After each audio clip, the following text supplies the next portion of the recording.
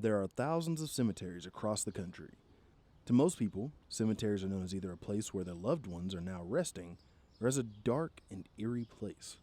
But to people who are new to the town, a cemetery could have much of the town's history laying beneath it. One cemetery that has lots of its town's history is Fairlawn Cemetery in Stillwater, Oklahoma.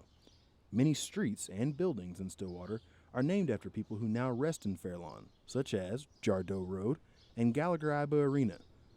Some of the people who rest in Fairlawn were a part of Stillwater's most historic times, such as the Land Run. So, let's explore the history that may be lying beneath the grounds of Fairlawn.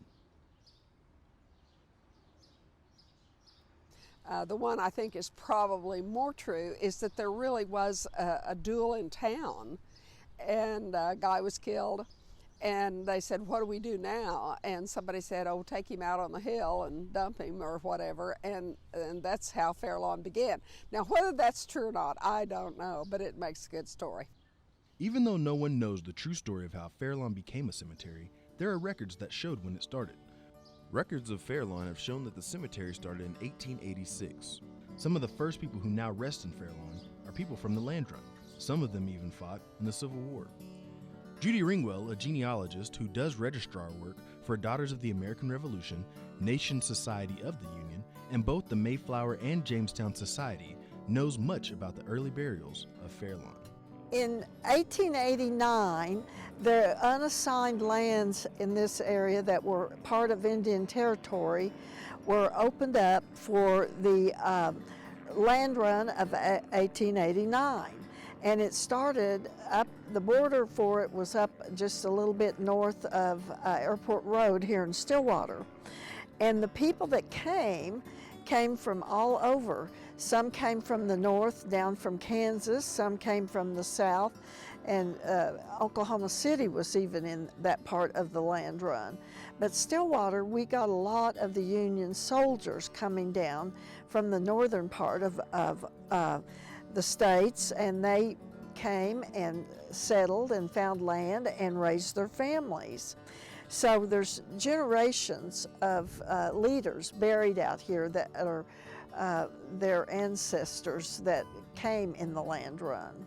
One of these settlers who was a part of the Land Run and rests in Fairlawn is Louis J. Jardoe. He is one of the people who has a road named after him in Stillwater. Jardoe was known for supplying bricks for most of the first buildings of Stillwater. Louis J. Jardoe homesteaded in today's area of South Stillwater. He was one of the Land Run people, and he started a brickyard and built many of the early Stillwater buildings. One of the buildings was the old Opera House, which is over on 9th Street where the Antique Mall store is now. He has a lot of family that if you look around at different generations that are younger, you'll see the name Jardoe. And when you drive right in on the front entrance, there's Jardoe gravestones, and one of them is one of the oldest gravestones out here. It's a little child that Grace Jardoe, that was one of his children. Another settler of Stillwater who rests in Fairlawn is Jake Katz. Katz was a German who was also Jewish. Katz had his own store in Stillwater called Katz Department Store. Today the store is now a restaurant. Jake Katz was a German Jewish that came over in after the Land Run started in the 1890s, and he was a merchant, and he started what everybody that even up until the late 60s was Katz Department Store. It's now a restaurant there at the corner of 7th and Main. He is buried in the Jewish section that is over on the east side of the cemetery. He brought a lot of his family over before the Holocaust started in like the 1938, 39, and some of his siblings came over in the late 1800s too and helped him start up in the store. So you see a lot of names, and over there are buried in that part of the cemetery. Katz and members of his family are buried in the Jewish section of Fairlawn. Members of his family who come to Fairlawn to pay their respect have an interesting way of doing it. It's interesting too because the Jewish have a habit that when they come to visit somebody's grave, they will put stones on top of the monument. So when you walk over there, it's kind of reassuring to know there's been a lot of people because you'll see a lot of stones stacked on top of the monuments. Not only are they people who have helped make Stillwater's history, but they're also people who have helped make the history of Oklahoma State University. One of the people who has a building named after them is Henry Iba. Most people in Stillwater know him for his name, being a part of OSU's basketball arena. Judy Ringwell's father was a close friend to Iba. My father was in athletics at OSU when he first came to college. Well, in the summertime, they would have the guys that were on scholarship work on building. They were then building, it was the 4-H buildings, what they first called it. Well, my dad was one of the guys that they helped put bricks on there. Well, he also knew Mr. Iba. So he stayed friends with all the people here because we just moved a little ways away. And he later was on the athletic council, and Mr. Iba was on it, and we would stop by their house sometimes when we'd come down. Mr. H.P. Iba was probably one of the most famous coaches around this part of the world for the years that he was here in Stillwater. He started here in the early 30s as a coach. He coached several different sports, not only basketball. He had a lot of talent and really did well with his teams, and he was a good recruiter. Towards the end of his career, he strictly coached basketball. He had a family here in town. He had a son named Mo, and he played basketball for Mr. Iba.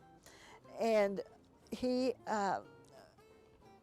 ended up being a coach somewhere later. But Mr. Iba stayed in Stillwater after he retired.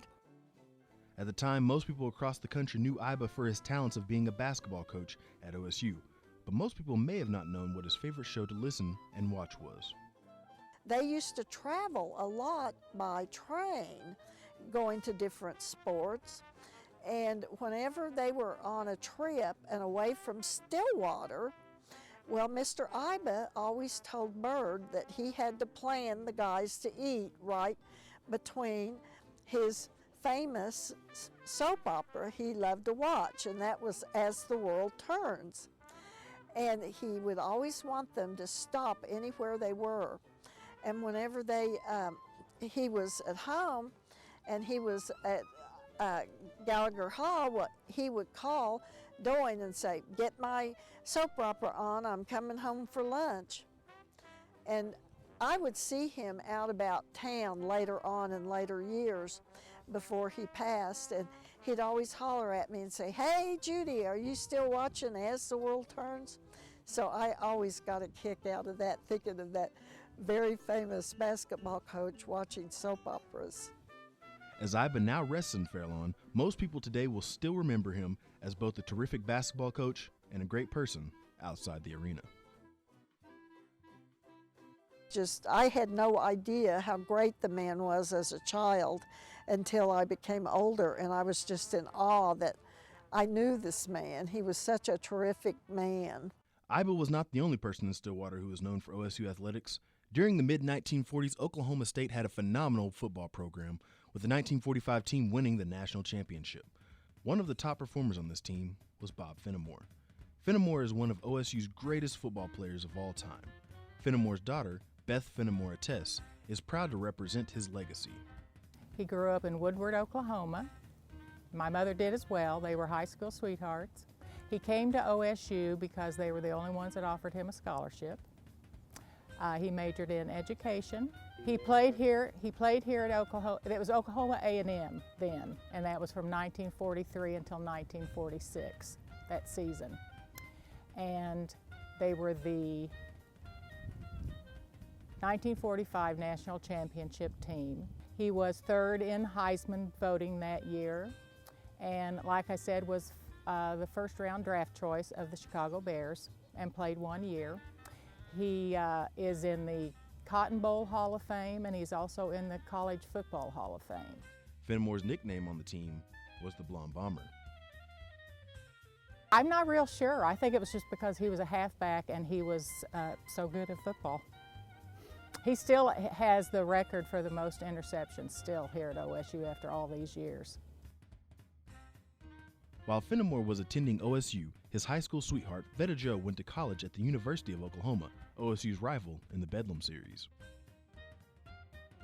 Yeah, they were high school sweethearts. And she went to OU, as a matter of fact. And he came here to OSU, and they didn't have cars, so he would hitchhike down to OU every weekend to see her. One of his favorite stories was before the Bedlam game, OU hired some private plane, and they flew over the practice area and dropped leaflets that had like A&M 0, Oklahoma 100 or something. But anyway, they ended up, I think they won that year. I think they beat them 55-0 actually. Yeah. It was, Mother was an OU fan. Her family all went to OU, but the minute she married Daddy, she is a Cowboy fan through and through. As Fenimore now rests in Fairlawn, a test still represents his name when people talk about the 1945 National Championship team. And I just remember everything I was involved in. I was on a swim team, and he would come to the practices and help, and he just was always very supportive of us, our whole family, my sister and me, and was just someone I looked up to all my life. I still tell people who I am. I still say Fenimore just because I want everybody, I don't know what, well, I don't know where I'm going with that, other than I just like to use his name and let everybody know, because people still in Stillwater still remember him. Seeing the headstones and learning about a handful of the people who rest here shows that there could be more history across Fairlawn Cemetery. This also shows that much of even a small town's history could be found in its cemetery. Cemeteries do not have to be seen as eerie or a sad place for people who are new to the town. So the people who are new and are wanting to know more about where they live could try to look through the town's cemetery. There could be history underneath that could interest people about the town.